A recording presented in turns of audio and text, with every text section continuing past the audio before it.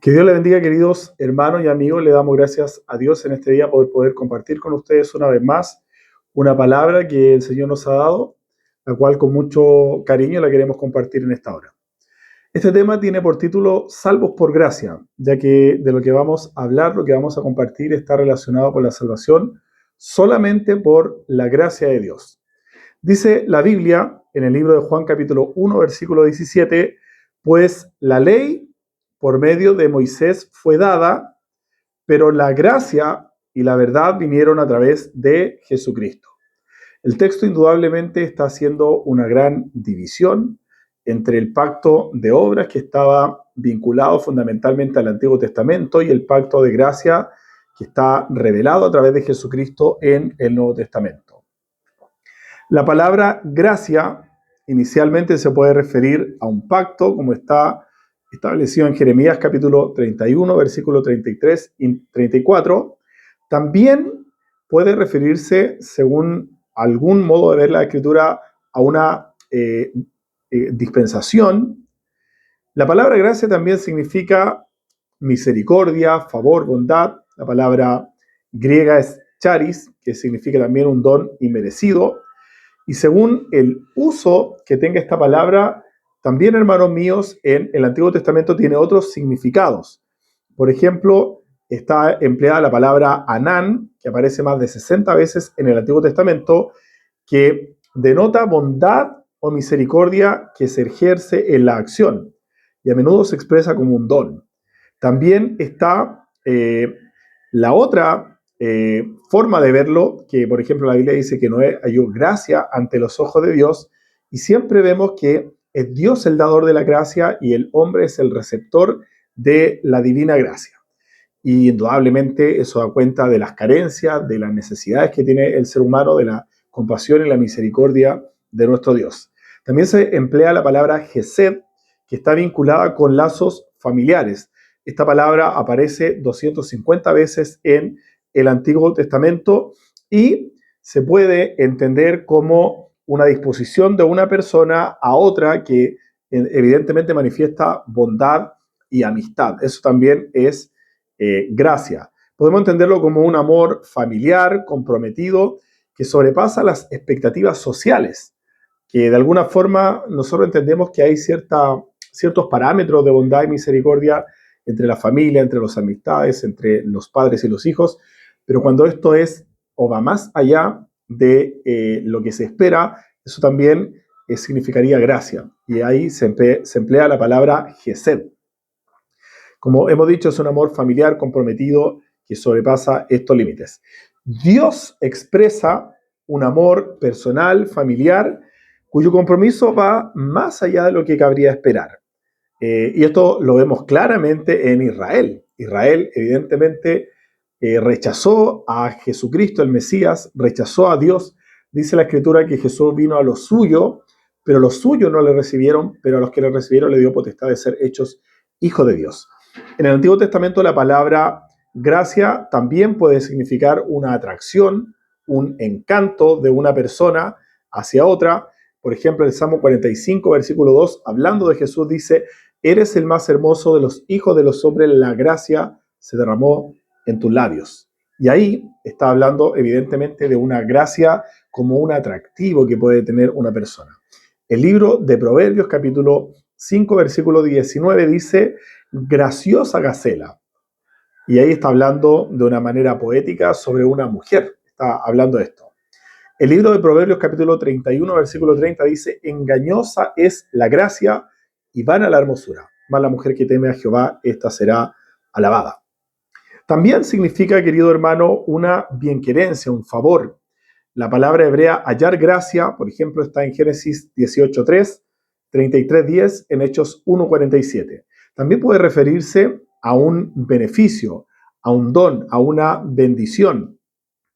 Génesis capítulo 3, 32, versículo 10 dice: toda la verdad que has usado con tu siervo, toda la gracia que has usado. Efesios capítulo 3, versículo 8 dice: de su plenitud tomamos todos gracia sobre gracia, Juan 1:16, y a mí me fue dada esta gracia.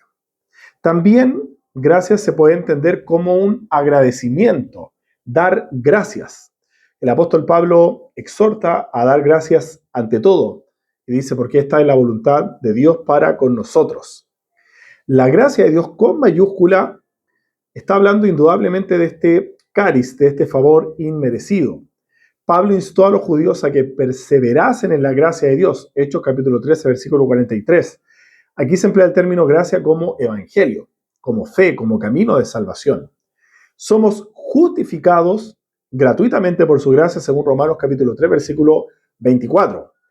Primera de Corintios capítulo 15, versículo 10, dice el apóstol Pablo, por la gracia de Dios soy lo que soy. Pablo denota que su trabajo y las bendiciones que recibió, y que todos recibimos de parte de Dios, son gracia inmerecida. La gracia, oferta de salvación, también está en Tito 2:11, fue manifestada para salvación a todos los hombres. Aunque tiene muchos significados posibles, la gracia siempre está orientada a recibir un favor inmerecido. ¿Y qué favor inmerecido más grande que la salvación que Dios nos ha entregado por pura gracia?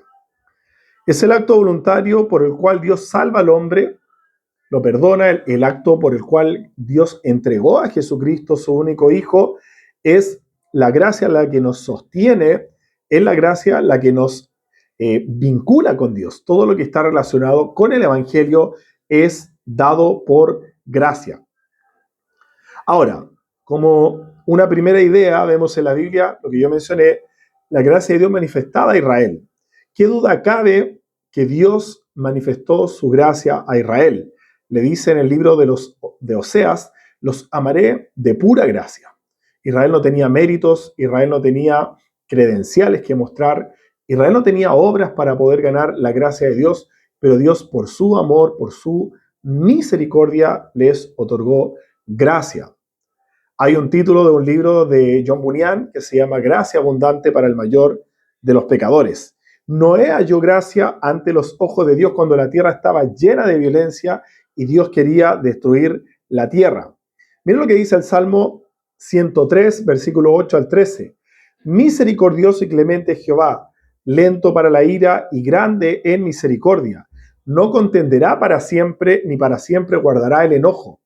No ha hecho con nosotros conforme a nuestras iniquidades, ni nos ha pagado conforme a nuestros pecados, porque como la altura sobre los cielos, sobre la tierra, engrandeció su misericordia sobre los que le temen. Cuanto lejos está el oriente del occidente, hizo alejar de nosotros nuestras rebeliones. Como el Padre se compadece de sus hijos, se compadece Jehová de los que le temen. Este salmo maravilloso, 103, da cuenta indudablemente de la gran misericordia y del amor de Dios para con nuestra vida. En el Antiguo Testamento podemos observar cómo de manera constante, reiterada, majadera, el amor y la misericordia y la gracia de Dios se extiende a su pueblo Israel. Miren lo que dice la palabra de Dios en Isaías capítulo 48, versículo 8 al 10. Sí, nunca lo habías oído, ni nunca lo habías conocido. Ciertamente nos abrió antes tu oído, porque sabía que siendo desleal habías de desobedecer. Por tanto te llamé rebelde desde el vientre. Por amor de mi nombre diferí mi ira y para alabanza mía la reprimí para no destruirte. He aquí te he purificado, pero no como a plata. Te he escogido en horno de aflicción. Por mí, por amor de mí mismo lo haré, para que no sea mancillado mi nombre y mi honra. No la daré a otro. Aquí está hablando que Dios, viendo nuestra condición de pecado, la condición de Israel, podría habernos destruido, podría habernos aniquilado, podría haber acabado con nosotros.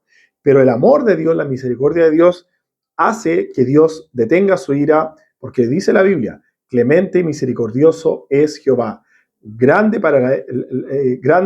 en misericordia, lento para la ira. Dios amó, escogió, cuidó de Israel a pesar de su permanente infidelidad. Ahora eso es, amados hermanos, en el Antiguo Testamento. ¿Cómo vemos entonces la gracia de Dios en el Nuevo Testamento? Primero tenemos que decir que si bien es cierto, el Antiguo Testamento fue un pacto de obras y que fue un total fracaso porque ni la ley ni el mismo pacto antiguo estaban diseñados para salvar, se revela en el Nuevo Testamento que el Antiguo Testamento fue un camino para que el hombre pudiese obtener salvación a través de Jesucristo. Pero ¿cómo esto se manifiesta? Como hemos dicho, en el Antiguo Testamento no había posibilidad de salvación porque era un pacto de obras, el cual nadie podía cumplir, ya que aquel que transgrediera un mandamiento se hacía culpable de toda la ley. Pablo expresa claramente y pregunta en Romanos capítulo 11, versículo 1 al 23, ¿Dios ha desechado a su pueblo Israel? Y él responde en ninguna manera. Y aunque ellos en algún momento permanecieran en incredulidad, la Biblia habla de una pronta y futura restauración del pueblo de Dios. Sin embargo, la ley da cuenta de que había un antiguo pacto, según Éxodo capítulo 34, versículo 8, un pacto de obras que no podía salvar, como hemos mencionado. ¿Qué dice Hebreos capítulo 8, versículos 6 al 7? Pero ahora, tanto por mejor ministerio es el suyo, el de Cristo, cuanto es mediador de un mejor pacto, establecido sobre mejores promesas. Porque si aquel primero hubiera sido sin defecto, ciertamente no hubiera procurado un lugar para el segundo. Claramente, si hay un Nuevo Testamento es porque el Antiguo Testamento no era perfecto, no era completo. Y por lo tanto, en el plan de salvación de Dios estaba predispuesto que viniera Jesucristo para manifestar la gracia de Dios y lograr la salvación, no de Israel solamente, sino de toda la humanidad, esto es, de todos aquellos que creen en Jesucristo. Hebreos 9, versículo 11 y 12 dice, pero estando ya presente Cristo, sumo sacerdote de los bienes venideros, por el más amplio y perfecto tabernáculo, no hecho de manos, es decir, no de esta creación, y no por sangre de machos cabríos ni de becerros, sino por su propia sangre, entró una vez para siempre en el lugar santísimo, obteniendo eterna salvación. Ya aquí no están los machos cabríos, las palomas, los corderos. Aquí hay un cordero que es Jesucristo, el cual se entregó una vez con un sacrificio perfecto para poder salvar a todos los que creen en él y depositan toda su confianza en el Mesías. El nuevo pacto, como hemos mencionado, no está cimentado sobre la ley ni sobre las obras de la ley, sino que está firmemente arraigado en la roca que es Jesucristo el Mesías, que además es el cordero sacrificial del nuevo pacto, es el sumo sacerdote que intercede por cada uno de nosotros ante el Padre al haber entrado en el lugar santísimo para ofrecerse a sí mismo a Dios como ofrenda y holocausto. Sin defecto, sin mancha, Él es el sacrificio, el Cordero de Dios, como dijo Juan el Bautista, que quita el pecado del mundo. Además, en Cristo converge, y esto es tremendamente interesante, querido hermano, en Cristo hay una convergencia de la ley sacrificial y también de la ley ceremonial. Él es la expresión por excelencia de la gracia y el favor de Dios, ya que en Él se derrumba todo el edificio de la ley que no podía salvar. Cristo satisface todas las demandas de la ley, ya que en Él no hubo nunca pecado, y por lo demás, Él cumple con las obras de la ley. Por lo tanto, este nuevo pacto ya no requiere de obras, ya no requiere, querido hermano, de acciones, solamente ha sido cumplido y ha sido satisfecho por el sacrificio de Jesucristo el Mesías. Mire lo tremendo que dice el libro de Gálatas, capítulo 2, versículo 15 y 16.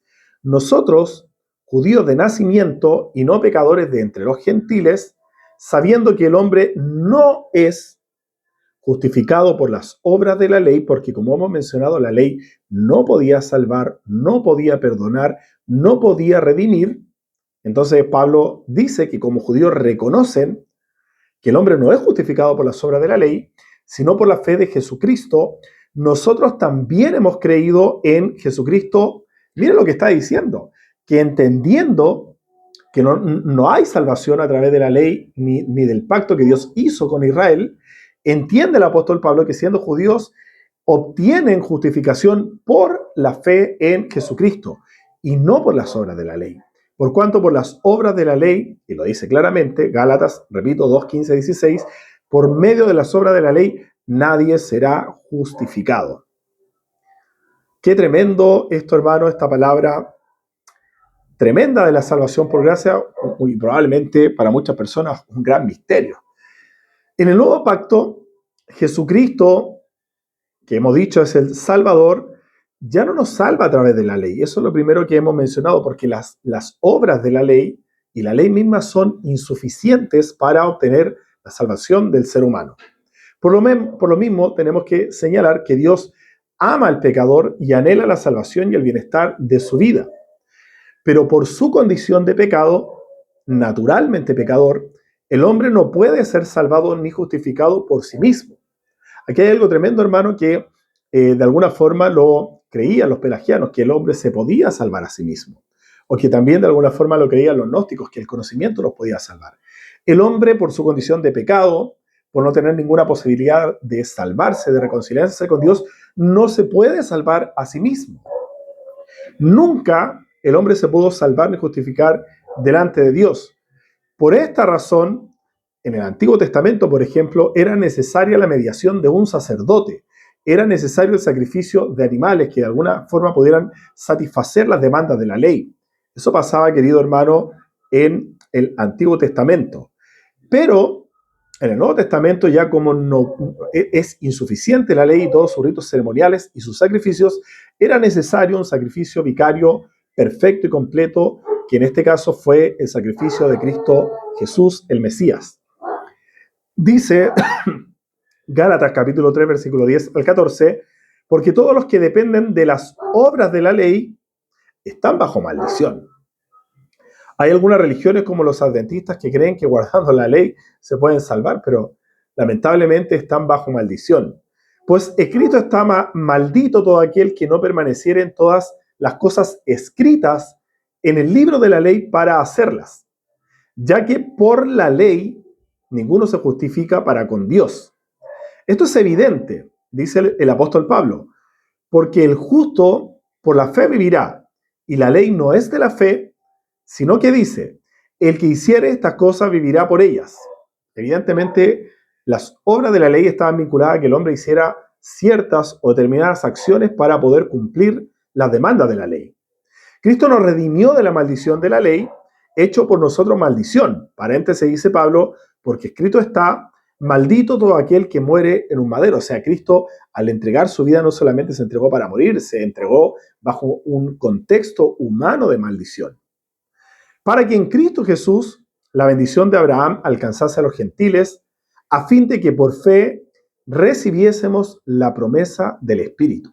Esto, hermano mío, es tan claro como leí en el primer versículo, que de un lado está la ley, con los sacrificios de la ley, con las exigencias de la ley, con la insuficiencia de la ley. Y del otro lado, en el Nuevo Testamento, está la gracia manifestada, revelada a través de Jesucristo, que solamente se obtiene por fe. Solamente por fe, solamente por gracia, solamente por misericordia. Miren lo que dice la palabra de Dios en Hebreos capítulo 10, versículo 12 al 14. Y ciertamente todo sacerdote está día tras día ministrando y ofreciendo muchas veces los mismos sacrificios, que nunca pueden quitar los pecados. Nunca. Qué tremendo. Pero Cristo, habiendo ofrecido una vez para siempre un solo sacrificio por los pecados, se ha sentado a la diestra de Dios, de ahí en adelante esperando hasta que sus enemigos sean puestos por estrado de sus pies. Porque con una sola ofrenda hizo perfecto para siempre a los santificados. Nuestra salvación, nuestra santificación, nuestra redención, nuestra justificación están cimentadas absoluta, exclusiva y totalmente en la obra vicaria, en el sacrificio expiatorio de Jesucristo en la cruz. Esto, hermanos míos, es una verdad tremenda. Miren lo que dice el apóstol Pablo refrendando estos principios. Romanos capítulo 3, versículo 21 al 25. Pero ahora, aparte de la ley, se ha manifestado la justicia de Dios, testificada por la ley y los profetas. La justicia de Dios por medio de la fe en Jesucristo para todos los que creen en Él. Porque no hay diferencia por cuanto todos pecaron y están destituidos de la gloria de Dios. Aquí Pablo está diciendo que la salvación manifestada a través de Jesucristo no hace diferencia entre griego y gentil, entre chileno, estadounidense, africano, entre judío y no judío. Es una oferta universal. Por eso dice, por cuanto no hay diferencia, por cuanto todos pecaron y están o fueron destituidos de la gloria de Dios, siendo justificados gratuitamente por su gracia. Y esto es tremendo, porque aquí usted no tiene que ofrendar dólares, 10.000 dólares, 1.000 dólares, 100.000 pesos chilenos o pesos argentinos o del país que usted nos vea, sino que solamente esto es por fe y por gracia. Y dice, mediante la redención que es en Cristo Jesús, a quien Dios puso como propiciación por medio de la fe en su sangre, para manifestar su justicia a causa de haber pasado por alto en su paciencia los pecados pasados. Es decir, Dios a través de Cristo nos perdona, nos salva, se olvida de nuestros pecados y Él nos corona, como dice la palabra, nos rodea de favor y de misericordia. Dice la palabra en Romanos capítulo 4, versículo 13 al 16, porque no por la ley fue dada a Abraham, a su descendencia, la promesa de que sería heredero del mundo. Acá está diciendo algo tremendo, que Dios a Abraham no le garantizó la promesa de la tierra prometida, de bendición, de herencia del mundo a través de la ley, sino que fue una promesa de fe, sino por la justicia de la fe. Porque si los que son de la ley son los herederos, es decir, los judíos que han recibido a través de la ley mosaica la bendición de Dios, van a resultar la fe y anulada la promesa. Es decir, si los judíos se van a salvar por la ley, por el pacto de obras, entonces ya no es necesaria la fe. Y Abraham no tuvo un pacto de ley, sino que tuvo una revelación anticipada, un pacto de gracia. Pues la ley produce ira, pero donde no hay ley tampoco hay transgresión. Eso es tremendamente claro. Por tanto, es por fe para que sea por gracia, a fin de que la promesa sea firme para toda su descendencia, no solamente para la que es de la ley, sino también para la que es de la fe de Abraham, el cual es padre de todos nosotros. Cuando se dice que Abraham es un padre universal, es por la promesa que Dios le hizo de que en su simiente iban a ser benditas todas las familias de la tierra. Todos iban a alcanzar la gracia de Dios a través de la fe de Abraham. Pero lo que estamos entendiendo aquí, querido hermano, es que esta promesa es una promesa que es por fe, por gracia, por misericordia, por abundante gracia y solamente por gracia. No hay una manera de obtener salvación, no hay una manera de obtener perdón, no hay una manera de obtener misericordia, sino solamente a través de la fe, del perdón y de la gracia de nuestro Señor Jesucristo. Ahora, sabiendo, hermano mío, y habiendo escuchado todos estos textos bíblicos con los cuales la palabra de Dios nos enseña que la salvación es solamente por gracia, por fe y por misericordia, cabe una pregunta muy grande que hacerse. ¿Por qué muchas iglesias enseñan salvación por obras? ¿Por qué muchas iglesias le dicen a la gente que si no ofrenda, si no diezma, si no va al culto, se va al infierno? ¿Por qué la iglesia católica le enseña a la gente que tiene que ir a peregrinar a los Vázquez, a las vírgenes que hay en México, en Ecuador, en Perú, en Chile, en Argentina, que tienen que cumplir con ciertos ritos de penitencia para obtener la salvación, si la palabra de Dios nos enseña que esto es solamente por gracia, que esto es gratuito, que esto es un favor inmerecido? Y esto ocurre porque a los religiosos no les conviene que la gente aprenda, que la gente sepa que no tiene que hacer obras para ser salvo. La gente no necesita dar dinero para obtener salvación. La gente no necesita acudir a un líder espiritual para ser perdonado, justificado y salvo. Vamos a los cultos, acudimos a nuestras iglesias, acudimos con nuestras congregaciones para honrar, para bendecir a Dios, para servirle, para agradarle con temor, con reverencia, porque Él nos salvó en un acto de gratitud, en un acto de amor, en un acto de piedad. Pero bajo ningún punto de vista, querido hermano, esto es salvación a través de esas obras, a través de pagar dinero, a través de hacer obras para agradar al hombre, para obtener la salvación.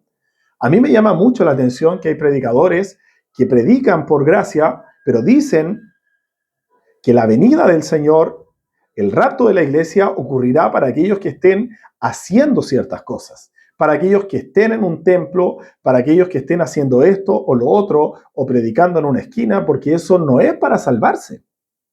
Nuestra salvación no depende de ir a predicar o no ir a predicar, o de ir a un templo o no ir. Eso, querido hermano, como dije, lo hacemos para agradar a Dios por gratitud, por amor, por temor.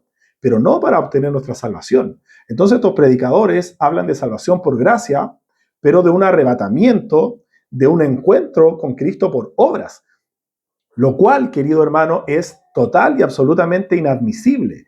No podemos nosotros salvarnos por las obras de la ley. No podemos nosotros salvarnos por nuestras propias obras. No podemos nosotros salvarnos a nosotros mismos. Solamente, únicamente podemos obtener nuestra salvación confiando, creyendo en Jesucristo el Salvador.